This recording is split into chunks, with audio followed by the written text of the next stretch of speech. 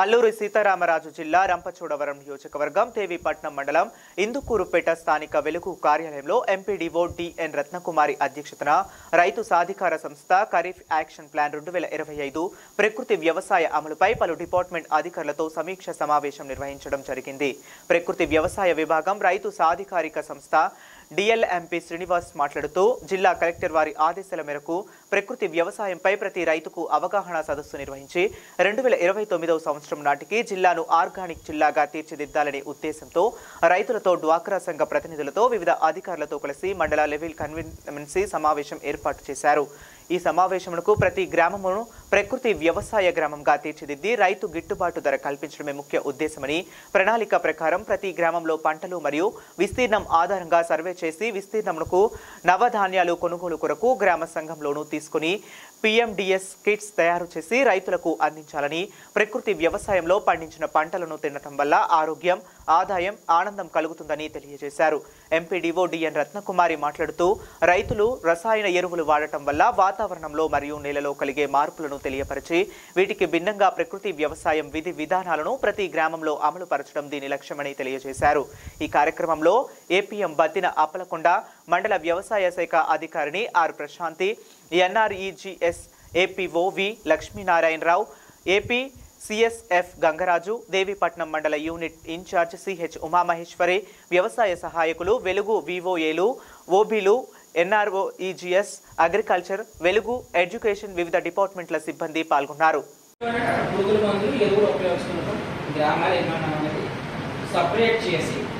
ప్రతి మండల సంవత్సరానికి ప్లాన్ యాక్షన్ ప్లాన్ ఆ యాక్షన్ ప్లాన్లో ఇప్పుడు ముందుగా మండల లెవెల్ కన్వర్జెన్స్ మీటింగ్ అనేది పెట్టుకొని ఆ యాక్షన్ ప్లాన్ ప్రిపరేషన్ చేస్తున్నప్పుడు ఎన్ఆర్ఎస్ నుంచి ఆ ప్రోగ్రామ్ ఇంప్లిమెంటేషన్ కావాలంటే మనకి ఏం సపోర్ట్ కావాలి, వెలుగు నుంచి ఏం సపోర్ట్ కావాలి, వ్యవసాయ శాఖ నుంచి ఏం సపోర్ట్ కావాలి, లైన్ యానిమల్ హస్బెండరీ నుంచి రైతుకి ఆదాయం పెంచడానికి మనకి ఏం సపోర్ట్ కావాలనే దాని మీద వాళ్ళందరినీ ఒక దగ్గర కూర్చోబెట్టి కన్వర్జెన్స్ మీటింగ్ పెట్టి అండ్ టెక్నికల్గా అచీవ్మెంట్ అనేది 50% అవుతామా 60% అది based on climatic conditions. So ఇది మేడం. రెండోది ఏంటంటే మనకు పిఎండిఎస్ అనేది మెయిన్ ఖచ్చితంగా ఎరువులు. దీనికి ఏంటంటే మన వాళ్ళు ఆల్రెడీ కార్యకర్తలు పనిచేస్తున్నారు మేడం. పిఎండిఎస్ కిట్ కావాలంటే ఆల్రెడీ టెలికాన్ఫరెన్స్లో ఉంది మేడం. ఆ టెలికాన్ఫరెన్స్లో ఈరోజు మనకి ముఖ్య ఉద్దేశం మేడం గౌరవ అధ్యక్షులుగా ఉన్నారు ద్వారా, అలాగే మన అగ్రికల్చర్ స్టెప్ ద్వారా కూడా మనం ప్రతి రైతుకి తెలియపరచవలసింది. మనం ఏంటంటే సంవత్సరానికి 2-3 పంటలు వేసేస్తున్నారు. వ్యవసాయాన్ని పెంచి మనం తిరిగి ఏదో రకంగా మనం పండించాలనే ద్వారంలో ఉంటారు.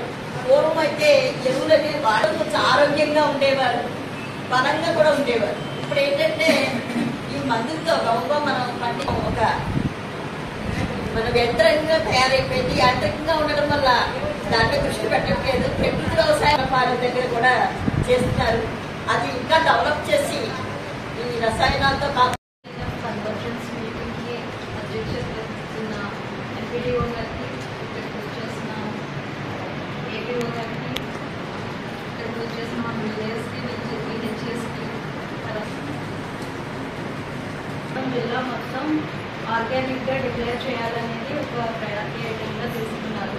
ముఖ్యంగా ఐటీడీ రంపచోడవరాన్ని కూడా ఏపీసీఎన్ఎఫ్ వాళ్ళ ద్వారా ఏ విలేజెస్లో అయితే ప్రజెంట్ చేస్తున్నారో విలేజెస్లో కంప్లీట్గా 100% అంటే 100 అధికారులకి, అనధికారులకి, అలాగే మా ఈవర్స్కి, సీసీకి ఇలాంటి ధన్యవాదాలు తెలియజేస్తూ, ముఖ్యంగా ప్రకృతి వ్యవసాయం అంటే ఫస్ట్ మనం కాపాడాల్సింది భూమి యొక్క న్యాచురాలిటీ.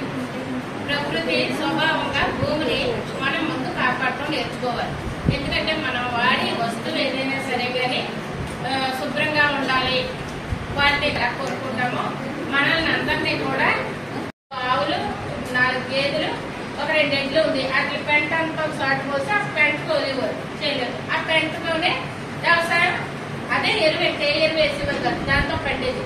ఆ బియ్యం తింటే కమ్మగా రుచిగా ముద్ద ఇలా చుడుతుంటే ఇలాగా దాంట్లో స్వభావం కూడా పోయి ఇలాగేదో స్పాంజిస్ డిపార్ట్మెంట్, ఎంపీడీఓ వారు అందరూ కూడా ఈ కార్యక్రమానికి హాజరయ్యి ఈ కార్యక్రమాన్ని సక్సెస్ఫుల్గా రన్ చేయడం జరిగింది.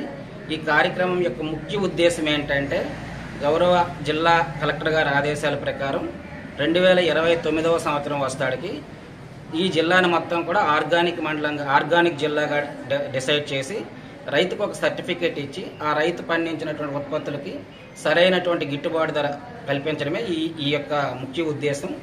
దీంతో పాటు ప్రతి గ్రామాన్ని కూడా ఒక ప్రకృతి వ్యవసాయ గ్రామంగా తయారు చేసి రైతుల్ని ప్రకృతి వ్యవసాయం చేయించి వాళ్ళ యొక్క భూముల్లో సేంద్రియ కర్బనం డెవలప్ చేసే విధంగా మా యొక్క రైతు సాధికారక సంస్థ పనిచేస్తుంది. ఈ రైతు సాధికారక సంస్థ యొక్క ముఖ్య ఉద్దేశం 2035వ సంవత్సరానికి ఒక 60 లక్షల మంది రైతులతో ప్రకృతి వ్యవసాయం చేసి 2047వ సంవత్సరం కల్లా కూడా మనకు మొత్తం స్వర్ణాంధ్ర విజన్లో భాగంగా మన రాష్ట్రం మొత్తం కూడా ప్రకృతి వ్యవసాయం తీసుకురావడం కోసం మన గౌరవ EVC sir Vijay Kumar sir కంకణం కట్టి పనిచేస్తున్నారు. సార్కి మా అందరి తరపున కూడా ధన్యవాదాలు తెలియజేస్తున్నాను.